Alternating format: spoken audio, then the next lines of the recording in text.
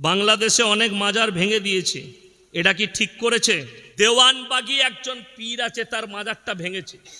যারা ভেঙেছে তারা শহীদের দরজা পাবে আল্লাহর কাছে। যারা মাজার ভেঙেছে তারা আল্লাহর কাছে বড় নেকি পাবে, এর মধ্যে কোনো সন্দেহ নেই।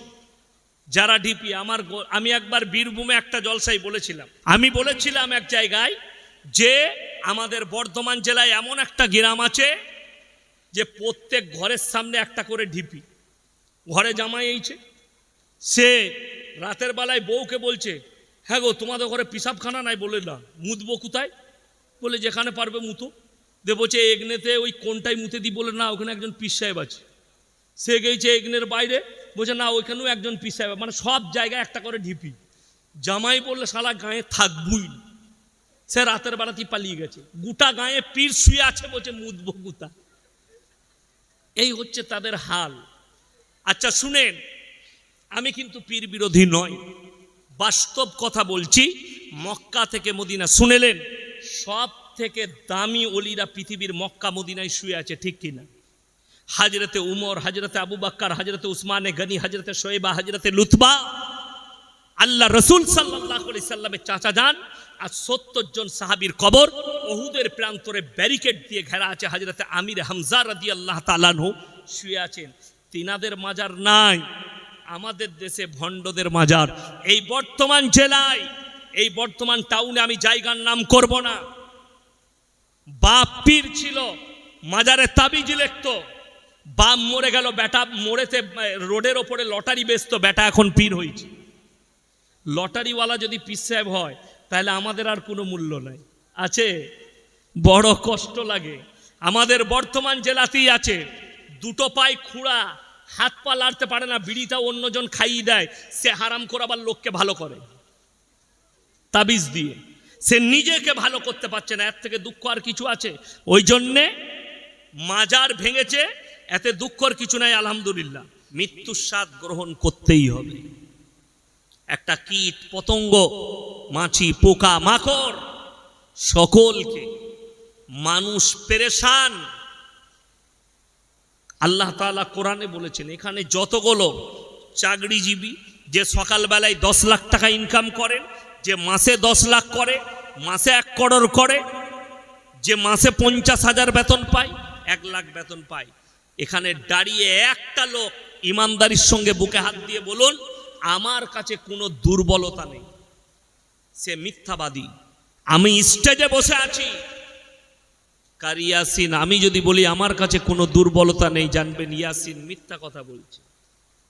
আমি এটা কোরআনের কথা বলছি। কেন? কোরআনে আছে, ইন্নাল ইনসানা খুলিকা হালুআ। আমি মানুষকে অসহায় আর দুর্বল সৃষ্টি করেছি, মানুষ সবল নয়। মানুষ দুর্বল, নারী পুরুষ দুর্বল। যদি বলেন কোন দিক দিয়ে, কেউ সাংসারিক দিক দিয়ে দুর্বল, কেউ পারিবারিক দিক দিয়ে, কেউ রাজনৈতিক দিক দিয়ে, কেউ সামাজিক দিক দিয়ে, কেউ অর্থের দিক দিয়ে। যে কোনো রাজা, বাদশা, প্রজা, বড়লোক, গরিব, ধনী, দরিদ্র, সকলের মধ্যে আল্লাহ পেরেশানি রেখেছে, টেনশন রেখেছে। ইন্নাল ইনসানা খুলিকা হালুআ। মানুষ আমার কাছে সবল নয়, মানুষ দুর্বল। ইয়াসিনকে দেখতে পাচ্ছেন, ব্রেন, বুদ্ধি, আমি কথা বলছি ব্রেনের দ্বারা, কোরআন হাদিস শোনাচ্ছি। এই ব্রেনটা, এই মেমোরিটা যদি হ্যাং করে ফেলে, আমার নাম আর কারি ইয়াসিন থাকবে না, পাগল ইয়াসিন বলে ডাকা হবে। আপনি কিসের অহংকার করেন? দিমাগের। তুমি বর্ধমানের মধ্যে সব থেকে বড় ডাক্তার, তুমি বলছো আমার থেকে বড় ডাক্তার নেই। যেদিনে তোমার ব্রেনটা চলে যাবে, তোমাকে পাগল বলে ডাকা হবে। কিসের অহংকার করো? তুমি সব থেকে বড় প্রফেসর, যেদিনে তোমার ব্রেন হ্যাং করবে, তোমাকে পাগল বলে ডাকা হবে। আর এই মেমোরিটা যিনি দিয়েছেন, তিনি কত বড় শক্তিশালী, সিজদায় পড়ে সারা জিন্দেগি কাঁদলেও আল্লাহর শুকর আদায় করে শেষ করতে পারবেন। এরপরে কোরআনে যাব, আল্লাহ কেমন রব, কেমন সৃষ্টিকর্তা। আল্লাহর কসম, পৃথিবীতে যতগুলো মানুষ আছে, যতগুলো জ্ঞানী বুদ্ধিজীবী আছে, একজনাও নিজের প্রশংসা করার যোগ্যতা রাখে না। যে নিজের প্রশংসা করে সে হচ্ছে মূর্খ। বর্ধমান টাউনে যদি কোনো ডাক্তার বলে আমার থেকে বড় ডাক্তার নেই, জানবেন সেই ডাক্তার অশিক্ষিত এবং মূর্খ, তার সাধারণ জ্ঞান নেই। যদি ইয়াসিন বলে আমার থেকে বড় বক্তা নেই, জানবেন এই বক্তা মূর্খ। কেন?